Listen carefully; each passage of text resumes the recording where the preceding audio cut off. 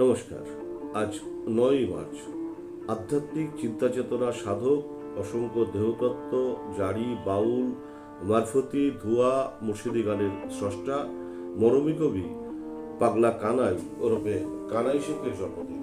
তিনি 1803 খ্রিস্টাব্দের 9ই March, মতান্তরে 8ই March, বর্তমান ঝিনাইদহ জেলার বেরবাড়ি গ্রামের এক দরিদ্র কৃষক পরিবারে জন্মগ্রহণ করেন। ছোটবেলায় তার বাবা পুরন শেখের মৃত্যুশোকে তিনি দুরন্ত প্রকৃতির পাগলাটে স্বভাবের হয়ে যান এবং আধ্যাত্ম প্রেমে উদ্বুদ্ধ হয়ে গান গেয়ে ভবঘুরে জীবন কাটাতে শুরু করেন।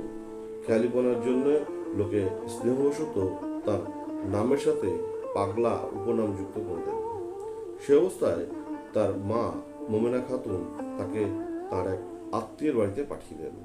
মা মারা গেলে তার বোন স্বর্ণারী তাকে এবং তার ভাই উজ্জ্বল শেখকে তার শ্বশুর বাড়িতে আশ্রয় দেন।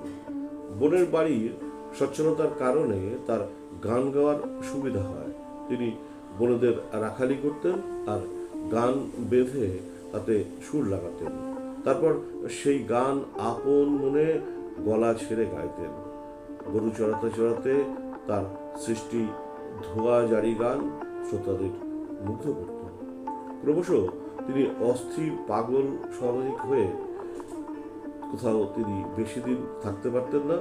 রাখালি ছেড়ে মাগুরার আঠারখাদার জমিদার চক্রবর্তীর নীলকুঠিতে সদ্যবাহিনার খালাসের চাকরি নেন, কিন্তু গানের টানে সব ছেড়ে পথে নামেন এবং যশোর, কুষ্টিয়া, পাবনা, রাজশাহী ইত্যাদি জেলাসহ বিভিন্ন জায়গায় আধ্যাত্মিক গান গেয়ে বেড়ান। তিনি নিরক্ষর ছিলেন, কিন্তু তার স্মৃতি ও মেধা অত্যন্ত প্রখর ছিল। আনুষ্ঠানিকভাবে তার সঙ্গীত শিক্ষা ছিল না, কিন্তু জীবন ও জগৎ সম্পর্কে তার আত্মজিজ্ঞাসা ও আত্ম অন্বেষণ তাকে আধ্যাত্মজ্ঞানে পরিপূর্ণ করে তোলে। তার উপস্থিত বুদ্ধি প্রয়োগে তাৎক্ষণিক একের পরে এক পদ রচনা এবং সেই পদে সুরারোপ করে গান গাওয়ার ক্ষমতা শ্রোতাদের বিস্মিত করত। অনেকের মতে তার কবিত্ব ও প্রতিভায় লালনের পরেই জায়গা করে নিয়েছেন। পুঁথিগত বিদ্যা না থাকলেও তিনি তার আধ্যাত্মিকতা জ্ঞানে অপরূপ সৃষ্টি সম্মান নিয়ে গ্রাম বাংলার পথপথে দোতারা বাজিয়ে দরাজ কণ্ঠে গান গেয়ে বেড়াতেন। কিন্তু গানের বেশ কিছু গান আজও মানুষের মুখে মুখে উচ্চারিত হয়। তার মধ্যে সালাম সালাম সালাম রাখি দেশের পায়, পয়লা সালাম করি আমি খোদার দরগায়, তারপরে সালাম করি নবীজিরে, তিনি যিনি শোয়া আছেন মদিনায়। তার রচিত গানের মধ্যে মাত্র 103 সংগৃহীত হয়েছে। মোহাম্মদ মনসুর উদ্দিন, আবু তালিব, দুর্গাদাস লাহিড়ী, উপেন্দ্রনাথ ভট্টাচার্য প্রমুখ মনীষীগণ তার গানের সংগ্রহ ও গবেষণা করছেন।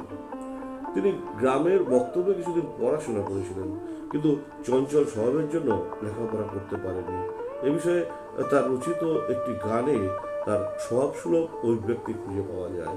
গানটির সুর আমি জানি না, আমার মতো করে গাওয়া উচিত হবে কিনা তাও জানি না।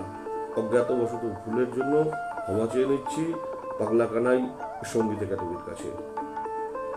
লেখাপড়া শিখব বলে পড়তে গেলাম মক্তবে, আমি লেখাপড়া শিখব বলে পড়তে গেলাম মক্তবে, পাগলা ছাড়ার হবে না কিছু ঠাট্টা করে কয় সবে, লেখাপড়া শিখব বলে পড়তে গেলাম মক্তবে।